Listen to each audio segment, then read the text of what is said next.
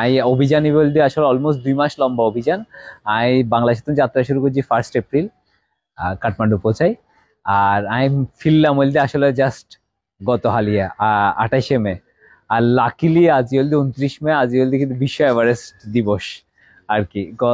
71 বছর আগে 1953 সালত প্রথম হিলারি আর তেনজিং হলদি এভারেস্ট ক্লাইম করছি ঠিক আজিয়ের দিনত আর কি। তো আজিয়ের দিনত আমার হতা ইয়ে না এখন সৌভাগ্যর ব্যাপার।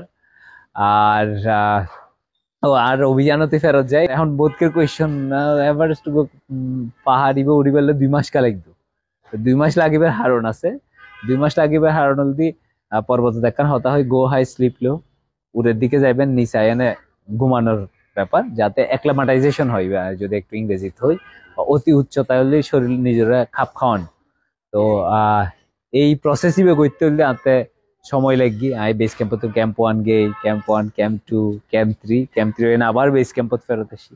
তারপর ফাইনালি আই আবার ক্লাইম শুরু করছি।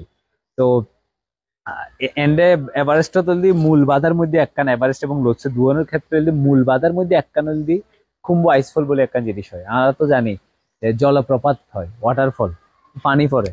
এই বলতে আইসফল বরফের প্রপাত, জমানো বরফ। ইবে বেস ক্যাম্প তো ক্যাম্প 1 ইবে বলতে one of the most challenging task আর কি যদি হই। ইবে এন ক্রস গরন ইবে বলতে গোলক দাদা যেগুলো হয় অনেকটা গোলক দাদার মতো বা সাপলুডো খেলার মতো। সিঁড়িও আছে যেটা বিশাল বিশাল বরফের ফাটল আছে ক্রস গরম পরে। তারপরে আর সাপর মুখে পড়লি মানে ক্রেভাস বা তুষার ফাটল পড়লি তো শেষই আর কি জীবন আর কি। আর যাই হোক ক্যাম্প 1 এরপরে ক্যাম্প 1 তো ক্যাম্প 2, 3, 4 হয়ে এনে পরে ফাইনালি সামিট পুশ আর কি। তো বোধ শরীরের মধ্যে আসলে প্রভাব ফেলেই আর কি, যে শরীর ওভারঅল আর কি ওয়েট কমে। আর এই যে 2 লেয়ার হয়ে কি কাইন্ড অফ যে হেলমেট আসলে তাহলে হয়তো ইয়ে নিয়ে নয় এইদিন বার্নে গি বরফত যেতে সূর্যের আলো পড়ে। তবে জানো 2017 সালে একজন গেইল ও খুব বেশি দূর ন যায়। তো আর ক্লাইম বই এভারেস্ট 2013 সালে লাস্ট আসলে প্রথম হিমালয়ের মানে মাটির পা রাখি 2014 সালে। তো এত তো নাই যেহেতু পর্বতারোহণ করি ইয়ে নলে বহুত দিন হইতে যুক্ত তুলনায় খুব স্বাভাবিকভাবে এখানে আগ্রহ তাহে আর কি। হিমালয় মানে হিমালয় পর্বতমালা সর্বোচ্চ চূড়া এভারেস্ট বা লোৎসে এই জন।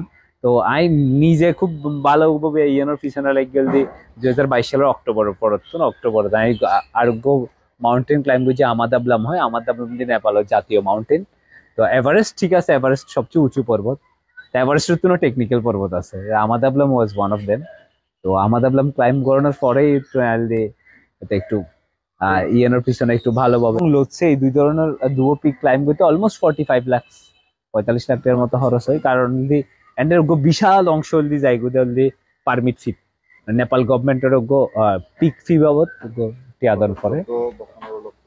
এবার 11,000 US ডলার হইলি এভারেস্টের লোদ। এরপরে আরো 1800 বা 2000 ডলার হইলি লোদ সেললে। এরপর আরো নানা রকম ফি আছে, ইন্স্যুরেন্স, প্রতারোহণের হয়তো খেলার রাজা। তাহলে অন্য খেলা তুললে ফুটবলও তো অনেক ভুল করছেন গোল হাইবেন, ক্রিকেটত ভুল করলে অনেক বড় যে উইকেট পড়ে যাবো বা 6 হাইবেন। এন্ডা তো ভুল করলে মৃত্যু বেশিরভাগ ক্ষেত্রে। তো এনার খেলার রাজা হয় কিন্তু আর দেশত আনলাকিলি এখনো পর্যন্ত ওইভাবে আসলে খেলা হিসেবে স্বীকৃতি দেওয়া নয় আর কি। যদি এবং কিন্তু এভারেস্ট এবং লোৎসে আরোহণ করেন প্রথম বাঙালি বা বাংলাদেশি আই অ্যাকচুয়ালি। কারণ এখনো অভিযানত 8,000 মিটার মানে লোৎসের হাইট 8,516, এভারেস্ট 8,848, লোৎসে কিন্তু 8,516। তো এই দুও ক্লাইম্ব করছি এলে এখনো নজির নাই। তো আমরা যে আসলে পারি জাতি হিসেবে যে আমরা দুর্বল ন, আর পক্ষে যে সম্ভব এই ধরনের ইন্ডিভিজুয়াল স্পোর্টস ভালো করুন ইয়েন। তো মানে এই মেসেজ গান যারা আশা করছি সামনে যারা নতুন যারা যাইতেছে এই তারা আসলে সহজ হবো। নট অনলি এভারেস্ট, পৃথিবীর তো হিমালয় পর্বতমালার তো হাজার হাজার পিক আছে।